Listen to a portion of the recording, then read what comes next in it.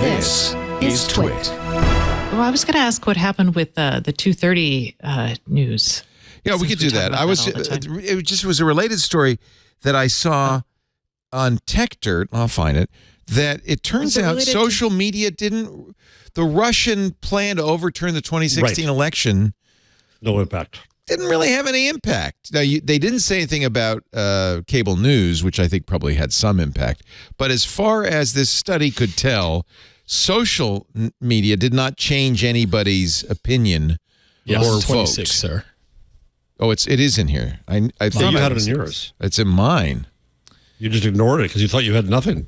I did. I just went right to yours. Stuff. Mike Masnick writing, no, of course, Russian Twitter trolls did not impact the 2016 election. I feel a little vindicated because, and this was on my radio show back in like November or December 2016. I said, that's absurd. It doesn't make sense that a troll farm tweeting or posting on Facebook could change anybody's vote.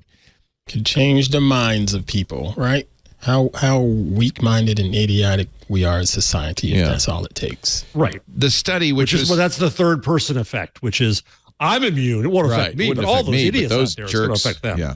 The study published in Nature looked at whether or not Russian trolls on social media had any impact.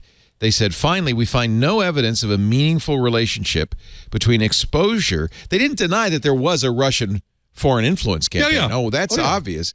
But they said there was no evidence of a meaningful relationship between exposure to that media campaign and changes in attitudes, polarization, or voting behavior.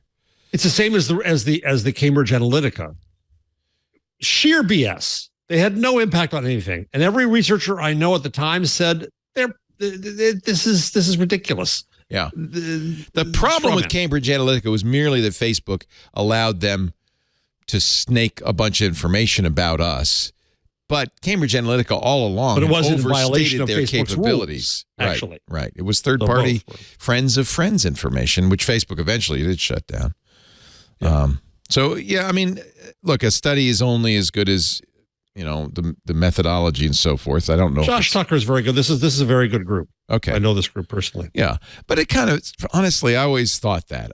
It was in politics to say it, but I always thought, I think watching a lot of Fox News might have impacted you, but I think reading a bunch of tweets from a Russian troll farm, I'm not surprised that didn't have much of an effect. But then there's that whole element of something like a news source such as Fox and whomever are trustworthy. Up it's trustworthy. Well, they're pulling tweets, and I would also say the more people around you that are behaving in a certain way, that maybe at first it's like, ooh, that's extreme, but the more you see it, the less extreme it is. Yeah. And then Fox could pick that up. It does seem the case. What they say about QAnon as well?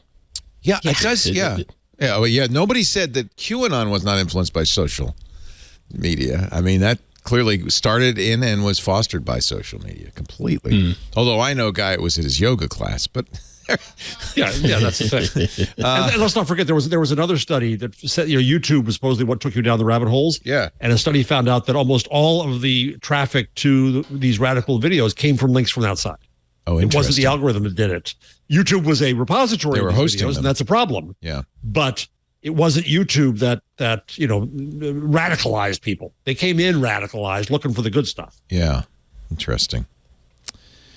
I'm printing out tons of this research right now for the next book, so I'm going to bore you. I don't know. I mean, I see my child on TikTok and YouTube because once it figured out that they were a teenager, they started showing a lot of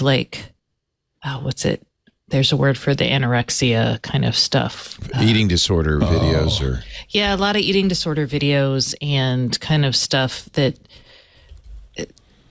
I know that they have never been any sort of interested in. Do you think she might be influenced, though, by seeing a lot of those, that maybe she'd say, I should try not eating? No, they decided to uninstall TikTok, actually. Oh, wow. Good for her. Miss Stacey, so those videos, were they just warnings about the eating disorder or no, showing it as a they're fad young or girls trend? who are showing what they eat in a day. And then, gotcha. talking about like how much they exercise and tips like if you eat an apple and 7 almonds and then a gallon of water, you'll be full all day long. Yeah, there was hashtag Thinspiration. Hashtag Thinspo, that's what I was thinking of. Yeah, hashtag Skinny Check. I could see it'd be easy. I could see, especially a young person could go. Oh, I'll try that. I mean, I tried intermittent fasting for a while. It's easy to say, oh, that sounds good. That sounds reasonable. Maybe that would help me.